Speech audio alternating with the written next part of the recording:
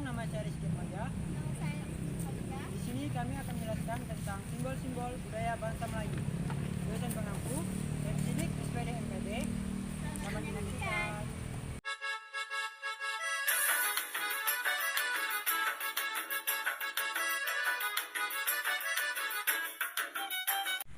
Materi pertama yang akan kami jelaskan adalah mengenai simbol-simbol. Secara etimologi, pengertian simbol berasal dari istilah bahasa Yunani, yakni simboion, dari simbolo yang berarti menarik kesimpulan, berarti pesan.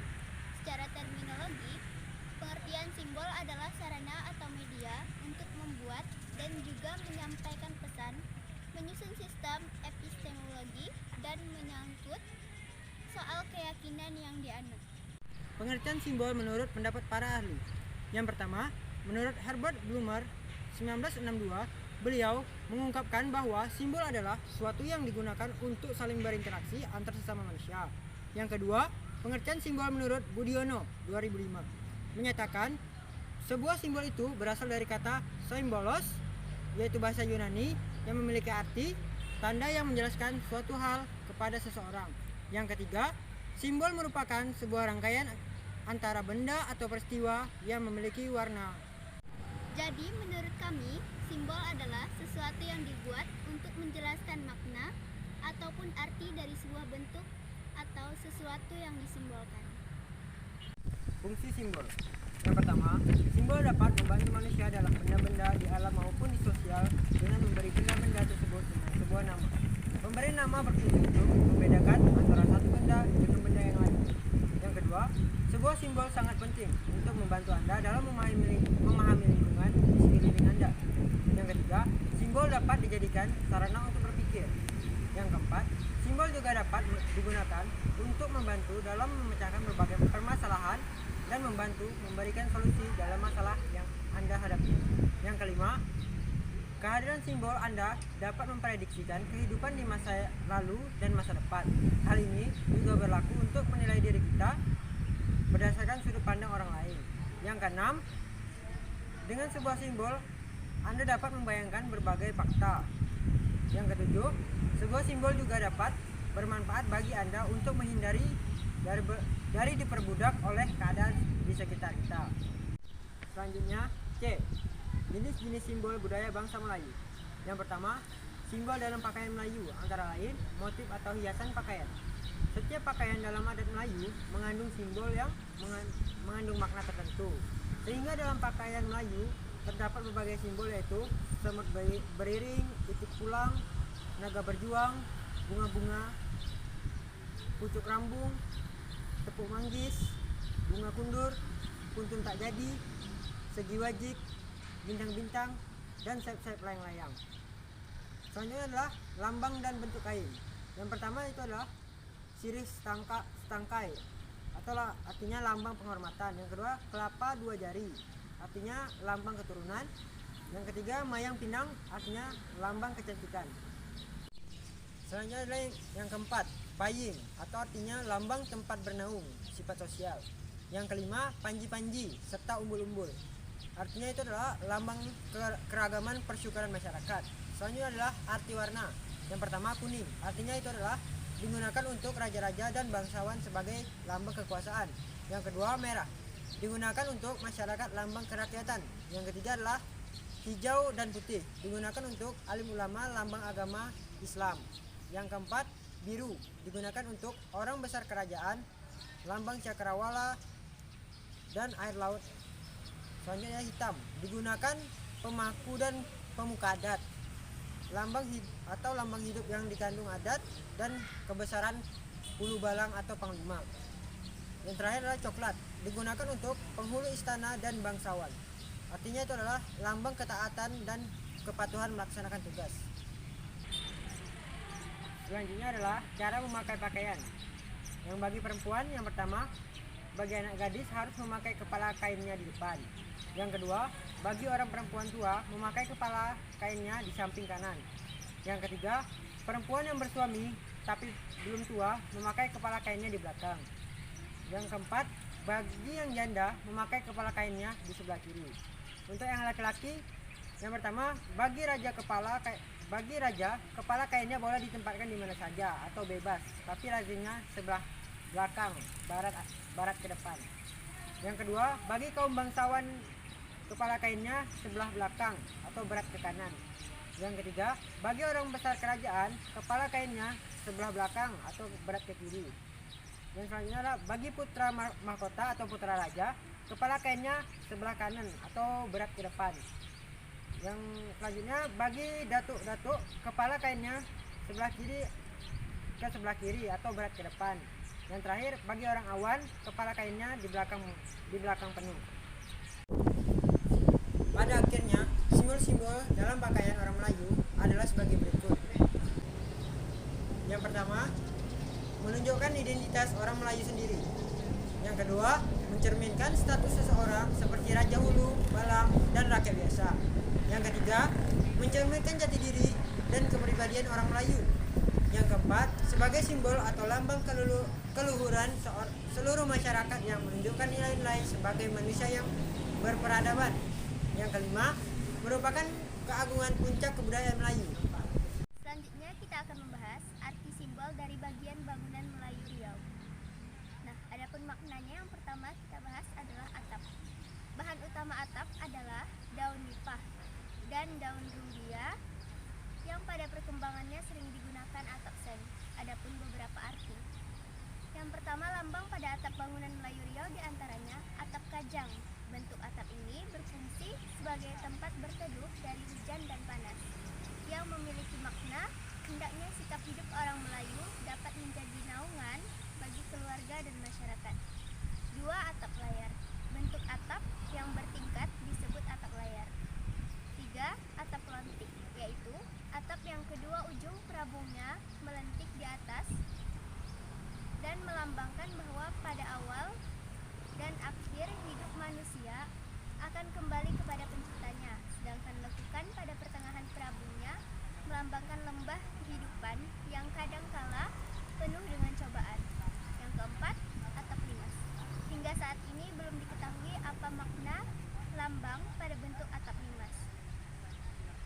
Kemungkinan dahulu orang Melayu mengenal lambang pada bentuk ini berkaitan dengan kepercayaan dalam agama Hindu dan Buddha, berkaitan dengan atap bangunan Eropa. Namun demikian, bentuk limas ini sudah menjadi salah satu bentuk bangunan tradisi Melayu Riau. Lambang yang kedua adalah Selembayung. Selembayung juga disebut Sulau Bayung dan tanduk uang yang merupakan hiasan terletak bersilang pada kedua ujung perabung. Bangunan belah bubung dan rumah lontik. Pada bagian bawah ada kalanya diberi pula hiasan tambahan seperti tombak terhunus. Menyambung kedua ujung perabung, tombak-tombak, Selembayung memiliki beberapa makna, yang antara lain yang pertama tajuk rumah. Selembayung membangkitkan seri dan cahaya rumah. 2. Pekasih rumah, lambang keserasian dalam kehidupan rumah tangga. 3. Pasak atap, lambang sikap hidup dan tahu diri. Dan yang keempat, tangga dewa, yaitu lambang tempat turun para dewa, mambang akuan, soko, keramat, dan sisi yang membawa keselamatan bagi manusia. Yang kelima, rumah beradat, tanda bahwa bangunan itu adalah tempat kediaman orang berbangsa, balai atau kediaman orang patut-patut. Yang keenam, tuan rumah, lambang bahwa bangunan itu mendatangkan tuah pada pemiliknya. Yang ketujuh, lambang keperkasaan dan wibawa. Selembayung yang dilengkapi dengan tombak-tombak melambangkan keturunan dalam rumah tangga, sekaligus sebagai lambang keperkasaan dan wibawa pemiliknya. Dan yang terakhir, lambang kasih sayang.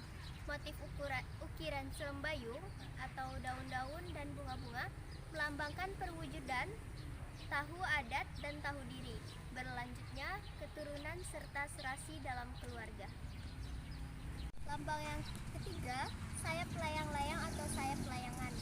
Hiasan ini terdapat pada tempat sudut cucuran atap yang bentuknya hampir sama dengan selembayung.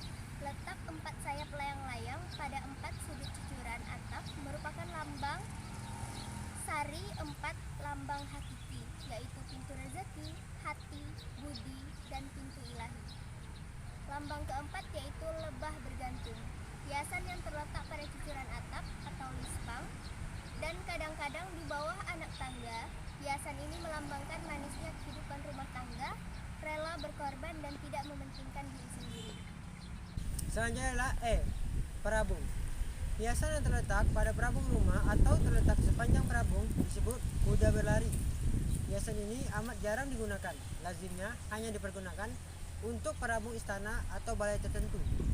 Hiasan ini mengandung beberapa lambang, yaitu lambang kekuasaan, dan pemilik bangunan itu adalah penguasa tertinggi di wilayahnya, dan lambang lainnya terdapat pada bentuk dan nama ukirannya. Selanjutnya adalah singap atau bidai. Bagian ini biasanya dibuat bertingkat dan diberi hiasan yang sekaligus berfungsi untuk pentalisia, atau pada bagian menjorok keluar diberi lantai yang disebut teban layar atau lantai alang buang atau disebut juga undan-undan. Selanjutnya B. Tiang.